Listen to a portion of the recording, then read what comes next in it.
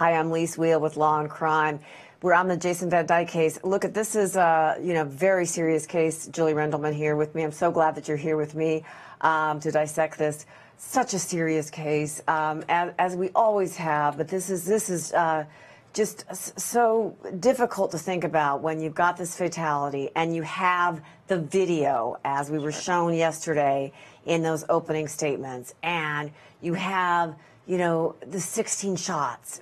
Bang, bang, bang, and you have the video in the opening, and on the other side of it you have that small little knife that was shown. Really, if the victim is just carrying that, the really sort of pathetic looking, not very large little knife.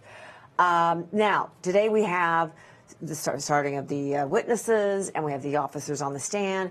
What are you making of the prosecution's case so far, Julie? I think the biggest problem the defendant has is less about the initial shots and more about the shots that were fired while he's on the ground. Right. And that's the problem for the defense, is how do you explain that the defendant was a danger to anybody once he was down on the ground? Right. And we certainly see from the video that there appears to be multiple shots while he's on the ground. And that, to me, is going to be the defining moment in terms of what the jury's going to do in this case. Well, exactly. At that point, then, the question is, the question all along is reasonable fear, imminent fear, right? From the officer's point of view, from the defendant's point of view, then the officer. At that scene, at that moment, at that instant, not even moment, at that instant, could he have formed a reasonable fear? The defendant did have a knife. Right. Or, sorry, the victim did have a knife.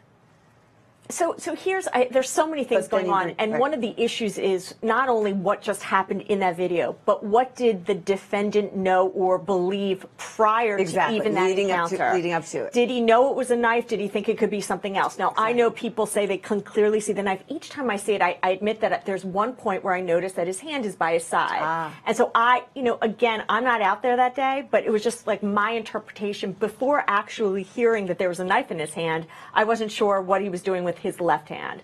But it's not just about what happened then, it's what did he believe in terms of that he had slashed someone a few minutes before, or tried to, that he had slashed tires.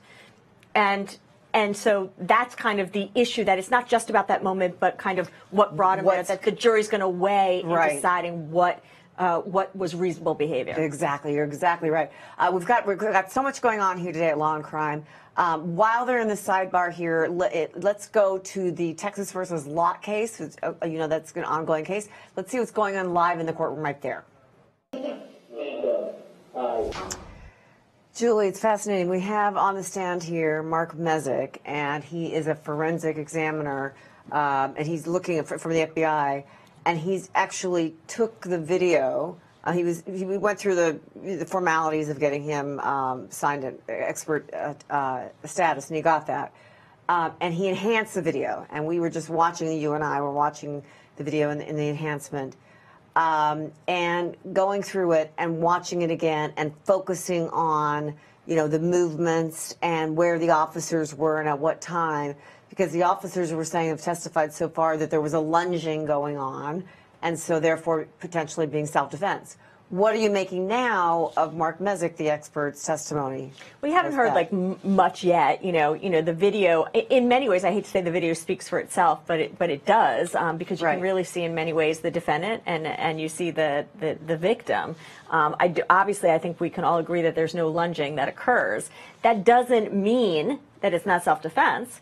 But the question becomes, well, if he's saying a lunge happened and it didn't, is he lying to protect kind of what he did, or did he perceive something that none of us can see? Now, I guess perspective is everything, and so his perspective may be very different from ours in terms of what he sees from that vantage point. But from our vantage point, I think we can all agree that there's no lunging. There's no lunging, right? I mean, I just don't, And Mezek's saying enhancing, he didn't really enhance all that much.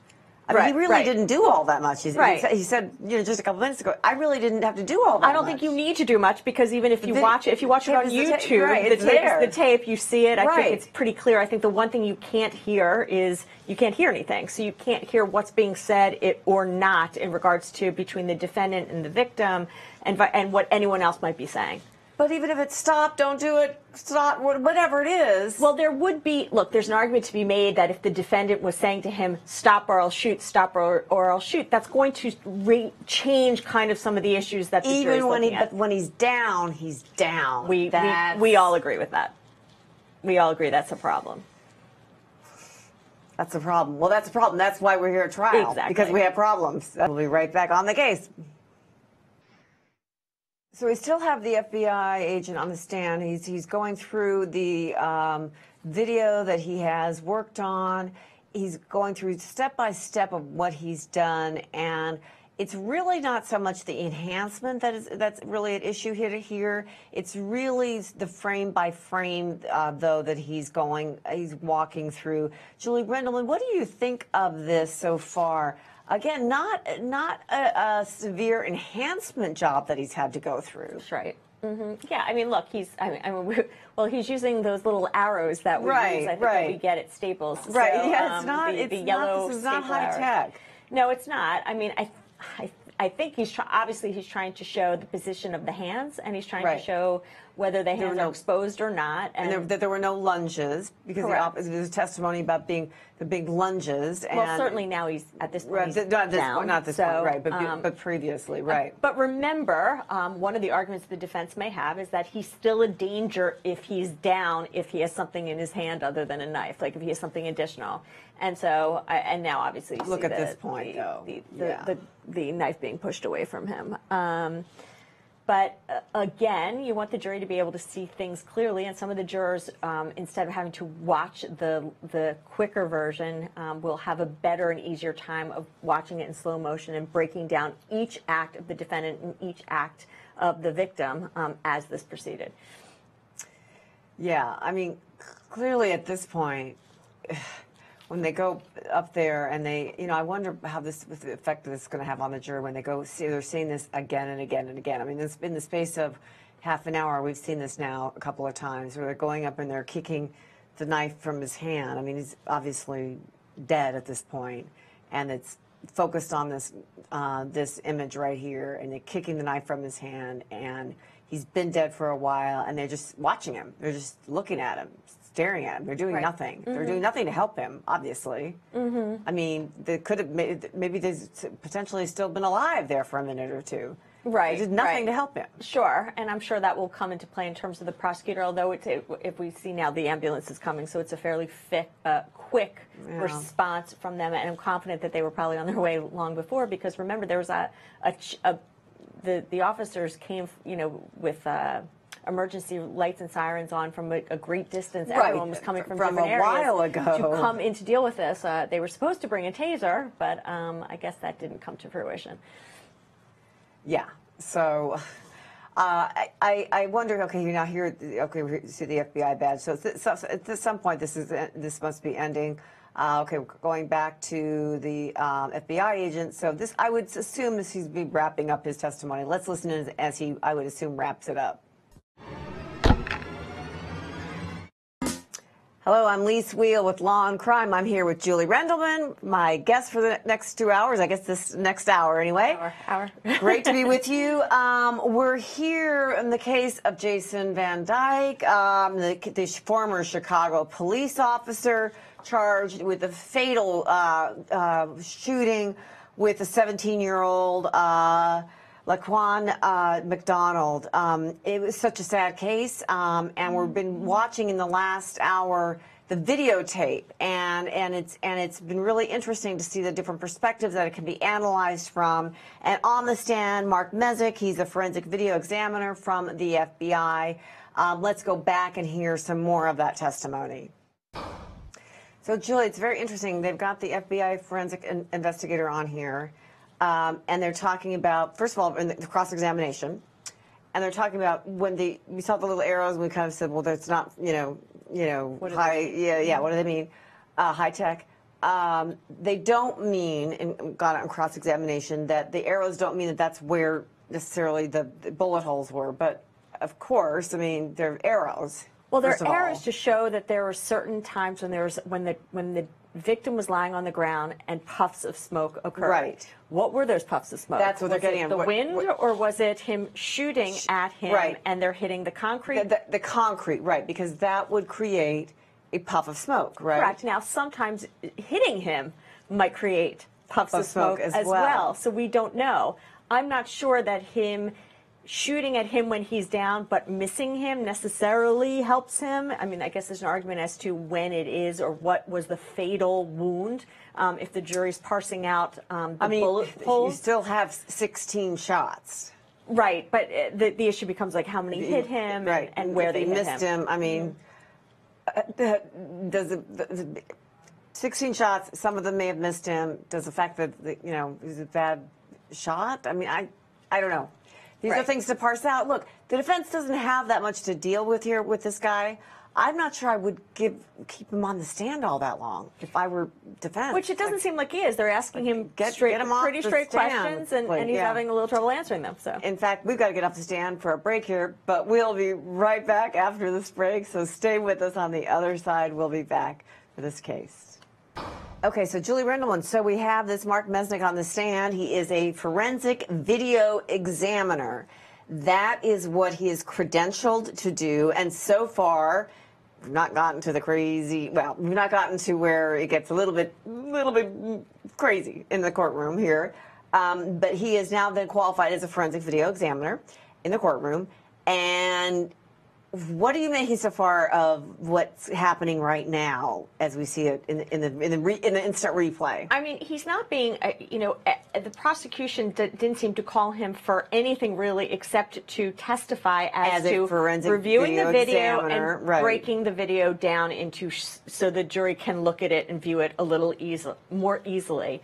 I'm not sure that the fact that he's not testifying in regards to, or his inability to testify as to whether or not the puffs of smoke are in fact gunshots makes him not an expert in that of which he was declared an expert. So I'm a little confused as to the judge's forensic decision. video examiner could be as narrow as just the video itself, or ballistics, which is much wider. Let's listen to a little bit more and see what we find out. All right, when you talk about legal insanity and when you talk about crazy, there's a lot of difference here. Julie Rendelman, when you listen to this so-called confession in this Texas versus Lott case, Cody Lott, he seems, if you or I were to just be listening to this, we would say, that's crazy. Wow, he seems crazy, right? I mean, all the things he's spewing out about Satan, he was just referring to Charles Manson there. She's in a better place, the devil made me do it, all this kind of stuff. Even the crazy stuff he was talking about her boyfriend, I didn't like him very much, I loved her, all of this kind of stuff back and forth. But it's crazy. Right, sure. It's a nutty person talking. But we have a very high level to reach a level of insanity in this country. And we have that for a reason, which is that we don't want people that we think are quote unquote crazy getting off on being able to get off on that level of insanity. So what do you think about this? What are his chances on a defense to get off on something like that? Well, remember, every state is different as to how they view the insanity defense. This state is specific that the person has to understand right from wrong. And so obviously the defense is going to grab on to all the things you just described to indicate that, well, did he really know it was right from wrong? If he thought the devil was making him do it, then does he really, really understand what that means? And so, and again, we go back to what we talked about before, which either we're going to hear in addition or we've heard it already, which is the evidence that's going to support him being sane enough to be found guilty is, what were his actions before, during, and after this to prepare for what he did and to, in a sense, get away with what he did. Because if you accept that someone tries to hide what you do or is deliberate in their acts, that starts to indicate that it's not, that they recognize right from wrong and they know the difference. And if they do, then we're talking about an individual that's going to be found guilty. Oh, yeah, exactly. I mean, it seems to me like a lot of what we have here, you can certainly grab. And again, maybe because I've tried cases that have been where the defense has tried to use insanity and they never won. Because both juries and judges really don't like insanity defense cases. They just don't like them. They don't. I think the reason they don't is because they're worried that the defendant's going to get out, not Right. realizing that most actually stay in arguably longer. That's another good point to say. Even if you are found NGI not guilty by reason of insanity, it doesn't mean you just walk out the courtroom door. That does not happen. You go inside to an insanity. You go inside to a mental institution. You stay there for a long time. Anyway, Julie, thank you so much for being with us today. We've got to sign off. We will see you later. Have a great day and see you soon, everybody out there in Law and Crime World.